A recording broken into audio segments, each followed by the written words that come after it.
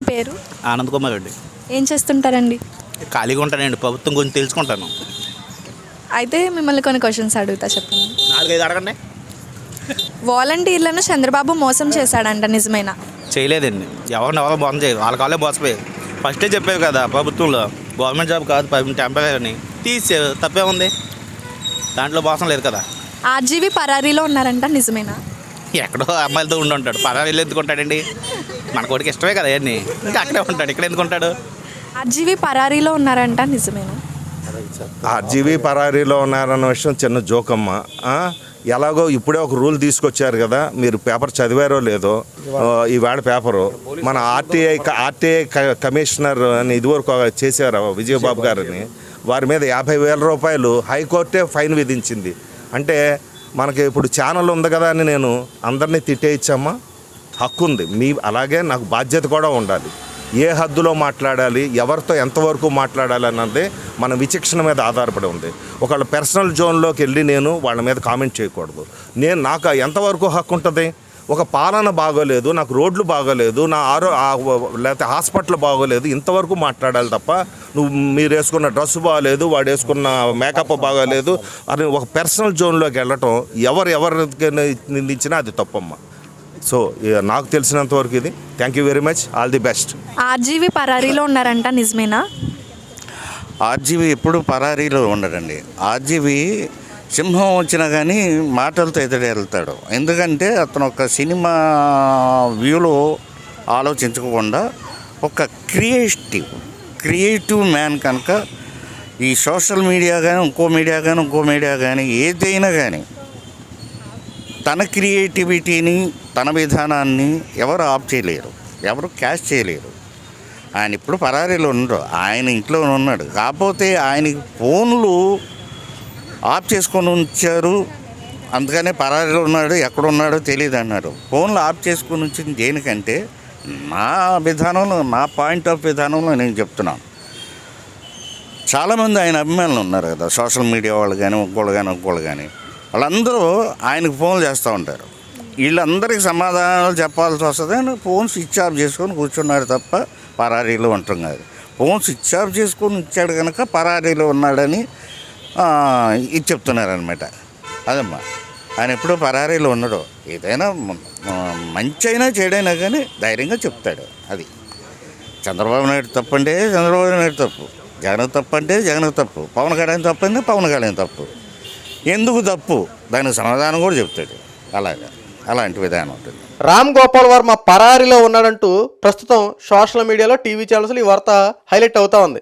పోలీసులు కూడా దీనికి తగ్గట్టు రామ్ గోపాల్ వర్మను వెతుకుతున్నాం, ప్రస్తుతం పరారీలో ఉన్నాడు, ఇంకా ఆచూకీ లభ్యం కాలేదు, ఆచూకీ దొరికితే ఖచ్చితంగా అరెస్ట్ చేస్తామంటూ పోలీసుల యొక్క వాదన. కానీ ఇక్కడ ఆర్జీవి మాత్రం ఇప్పటికీ దరిదాపు 6-7 ఛానల్స్లో పూర్తిగా ఇంటర్వ్యూల మీద ఇంటర్వ్యూలు ఇచ్చేస్తున్నాడు. నేను పలానా ఛానల్లో ఇంటర్వ్యూ ఇస్తున్నా, నన్ను ఎవడేమీ చేయలేడు, నా దారంతా సపరేట్, రండి దమ్ముంటే ఇక్కడ వచ్చి అరెస్ట్ చేస్తారా, రండి ఓపెన్ చాలు విసురుతున్నట్టు చిటికలేసి మరీ మాట్లాడుతూ ఉన్నాడు. అంటే ఇక్కడ పోలీసులు ఒక అసమర్థత అనుకోవాలా, లేక పోలీసులు ఏమీ చేయలేరు, ఇలాగే బెదిరిస్తారు, ఇలాగే చేస్తారు, మన పని మనం చేసుకోవచ్చని రామ్ గోపాల్ వర్మ యొక్క ఫీలింగ్ అనుకుంటున్నారా? ఒక్క విషయం మాత్రం చాలా స్పష్టంగా అబ్జర్వేషన్ చేసుకోండి. ఆర్జీవి ఎంత డేర్ అండ్ డాష్గా మాట్లాడుతున్నాడంటే ఒకటే ఒక కారణం ఏంటంటే, ప్రస్తుతం బెయిల్ పిటిషన్కి, ముందస్తు బెయిల్కి అప్లై చేశాడు కోర్టులో. అయితే అది సోమవారం విచారణకు రాబోతూ ఉంది. ఈ 2-3 రోజుల్లో ఫర్ ఎగ్జాంపుల్ అరెస్ట్ చేసినా మళ్ళీ ఎలాగో కోర్టుకి సబ్మిట్ చేయాలి. కోర్టుకి సబ్మిట్ చేశారంటే సంథింగ్ విషయాలన్నీ కూపీలాగాలంటే ఇన్వెస్టిగేషన్కి పోలీసులకి కస్టడీకి ఇవ్వాలని చెప్పి అడగాలి. కానీ ప్రస్తుతం ఇప్పుడు ముందస్తు బెయిల్ వేసాడు, రేపు ఇద్దరు ఎలాగో దీని మీద ఎంక్వైరీ జరుగుతుంది. సో రామ్ గోపాల్ వర్మని అరెస్ట్ చేసినా మళ్ళీ ఏదో ఒక కాసు చెప్పేసి ఏదో ఒక విషయం చెప్పేసి బయటకు వచ్చేస్తాడు. సో ఇవన్నీ కాకుండా పోలీసులు ఆలోచించిన విధానం ఏంటంటే, ఎలాగో ముందస్తు బెయిల్కి అప్లై చేశాడు, అక్కడికి వెళ్ళారనుకో ఖచ్చితంగా ఎలాగో ముందస్తు బెయిల్ని క్యాన్సిల్ చేస్తారు 100%. ఎందుకంటే ఆల్రెడీ ఈ రామ్ గోపాల్ వర్మ మీద ఉన్నటువంటి ఎలిగేషన్ ఏంటి, అసభ్యకర పోస్టులు పెడుతున్నాడు, వ్యక్తిగత విషయాల గురించి టార్గెట్ చేస్తూ మనోభావాలు దెబ్బతినేలాగా రామ్ గోపాల్ వర్మ సినిమాలు తీసాడు. ఆ రకంగా రామ్ గోపాల్ వర్మ మీద కేసులు నమోదయ్యంటూ పక్కా ఆధారాలు ఉన్నాయి. అంటే చంద్రబాబు నాయుడు గారిని, పవన్ కళ్యాణ్ గారిని, నారా లోకేష్ గారిని, వాళ్ళ యొక్క కుటుంబంలో జరిగే విషయాలన్నింటినీ, వ్యక్తిగత విషయాల్ని చిత్రీకరణ చేశాడు.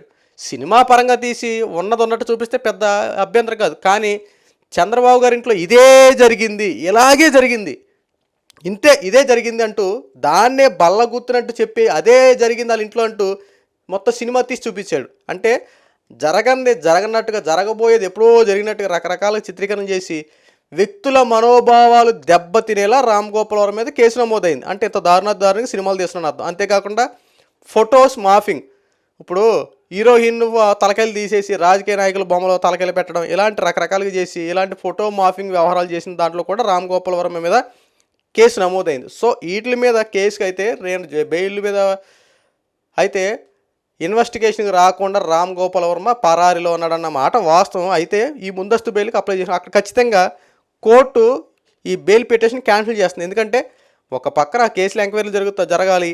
ఇప్పుడు రామ్ గోపాల్ వర్మ ఓపెన్ ఛాలెంజ్లు విసురుతా ఉన్నాడు. నీకు ఎందుకు ఇవ్వాలి అబ్బాయి, వాటి మీద సంజయ్ చెప్పుకో, ముందు పోలీస్ స్టేషన్కి వెళ్ళు, దాని మీద ఎంక్వైరీ చేయి, దాని గురించి మాట్లాడు, దాని గురించి మొత్తం సాల్వ్ చేసుకో, అప్పుడు నీకు బెయిల్ మంజూరు చేస్తాం. సో అంతేగాని అక్కడ ఇన్వెస్టిగేషన్ ఏం జరగకుండా, అక్కడ ఏవి చేయకుండా ముందస్తు బెయిల్ నీకు ఇచ్చేసి నువ్వు ఒక మంచోడు అన్నట్టు నేను సర్టిఫైడ్ చేసి నీకు ఇవ్వాలంటూ కోర్టు ఖచ్చితంగా డెఫినెట్లీగా ముందస్తు బెయిల్ని క్యాన్సిల్ చేస్తుంది. అప్పుడు పోలీసులు ఖచ్చితంగా ఉన్న పలంగా ఎక్కడైతే ఇంటర్వ్యూలు కాదు కనీసం అక్కడ క్యాన్సిలేషన్ అని చెప్పి ఒక్క మాటనే పోలీసులు వాళ్ళ యొక్క తడాకేంటి చూపిస్తారు. ఉన్న పలంగా తీసుకెళ్ళి జైలేసి చెక్కడం మాత్రం గ్యారంటీ. ఎందుకంటే ఇప్పుడు సవాలు విసిరాడు కదా, ఈ సవాళ్ళు విసిరినందుకు ఆ యొక్క విషయాలన్నింటినీ లాగడం కోసం ఎవరు పెట్టమన్నారు, ఎంత డబ్బు తీసుకున్నా, ఏ రకంగా పెట్టి పూర్తి ఎవిడెన్స్ అంతా బయటకు లాగుతారు. ఖచ్చితంగా రామ్ గోపాల్ వర్మ చెక్కడం మాత్రం గ్యారంటీ. ఎందుకంటే ఇప్పుడు విపరీతంగా రెచ్చిపోయినటువంటి రామ్ గోపాల్ వర్మ రాబోయే రోజుల్లో ఇంకెంత దారుణంగా వ్యవహరిస్తాడో తెలుసు కదా. ఎందుకంటే ఇప్పుడే ఒక పక్కన పోలీసులు గాలింపు చర్యలు ఉన్నవాడు ఏం చేస్తాడు, తప్పించుకుని పారిపోతే ఎక్కడో చోట దాక్కుంటాడు. కానీ నేను పలానా చోట ఉన్నారా, అరెస్ట్ చేసి దమ్ముందా రండి చూసుకుందాం అన్నవాడిని మరి దొరికితే ఏం చేస్తారు, అలాంటి వాళ్ళని ఖచ్చితంగా చెక్కాలి కదా. ఇక్కడ చేసే పని అదే. రామ్ గోపాల్ వర్మ మాత్రం బ్యాడ్ టైం మాత్రం ఖచ్చితంగా నడుస్తూ ఉంది. పోలీసులు ఖచ్చితంగా అతని మీద సివియర్ యాక్షన్ తీసుకుంటారు. ఎందుకంటే చేసినటువంటి పనులు, వ్యాఖ్యలు, ఆ సినిమాలు మామూలు విషయం. అంతేకాకుండా జిఎస్టీ అని సినిమాతో సెక్స్ యూజువల్ సినిమాలు కూడా తీసాడు. మన భారతదేశ సంస్కృతిని మంట కలిపేలా ఎంత దారుణంగా సినిమాలు తీసేవాడిని మరి ఏం చేయాలి. అసలు ఎంత దారుణంగా ఈ సినిమాలు తీసి ఎంక్వైరీ మొత్తం చేసి ఎంత దారుణంగా ఇలాంటి సినిమాలు తీసి దీని గురించి టిబెట్లో మాట్లాడే ఒక మహిళ మీద అసభ్యకర కామెంట్లు చేయడం. నీతో సినిమా తీస్తాను, నీ దమ్ముందా, నా సినిమా నా ఇష్టం, నేను ఎవరితో పడితే వాళ్ళది తీసుకోండి, నువ్వెవరు చెప్పడానికి అంటూ ఒక మహిళ ఈ సినిమా మీద అభ్యంతరకరంగా ఒక మాట మాట్లాడినందుకు నీతో సినిమా తీస్తా, పార్ట్ 2 తీస్తారా అంటూ ఆ మహిళని కించపరిచేలా మాట్లాడాడు. సో ఇలాంటి వారికి కఠిన చర్యలు పడకుండా ఉండటం తప్పేం కాదు కదా. ఎందుకంటే ఇలాంటి వారిని కఠినంగా శిక్షించకపోతే రాబోయే రోజుల్లో ఇలాంటి వర్మాలు బోలంతమంది తయారయ్యే అవకాశం ఉంది. రామ్ గోపాల్ వర్మని ఇన్స్పిరేషన్గా తీసుకొని చాలామంది తయారైపోతారు. ఎందుకంటే అతన్నే అరెస్ట్ చేయలేరు, రేపొద్దు నేను మాట్లాడతాను, అరెస్ట్ చేస్తారా, అలా చేస్తాను, ఇంకెంతకన్నా డబల్ మాట్లాడతా, ఇంకెంతకన్నా ఎక్కువ చేస్తానని చెప్పి పెరిగిపోయే వర్మాలు ఎక్కువైపోతారు. ఏదైనా సరే రామ్ గోపాల్ వర్మ సరైన ట్రీట్మెంట్ కనుక అందకపోతే రాబోయే రోజుల్లో చాలా ప్రమాదకరం. ఎందుకంటే కూటమి ప్రభుత్వాన్ని ఉద్దేశించి ఎంత దారుణంగా మాట్లాడేవాడో పవన్ కళ్యాణ్ గారి గురించి, చంద్రబాబు గారి గురించి, నారా లోకేష్ గారి గురించి ఎంత దారుణంగా మాట్లాడేవాడో మనం స్వయంగా చూసాం. ఆ పప్పు అనే లోకేష్ గారిని సంబోధించి రకరకాలుగా మాట్లాడడం, నారా లోకేష్ని పవన్ కళ్యాణ్ ఉద్దేశించి ఆవేశంతో ఊగిపోతాడు, ఏంటో మేము ఓగలమే, మేము చేయలేమంటే ఇలాగా.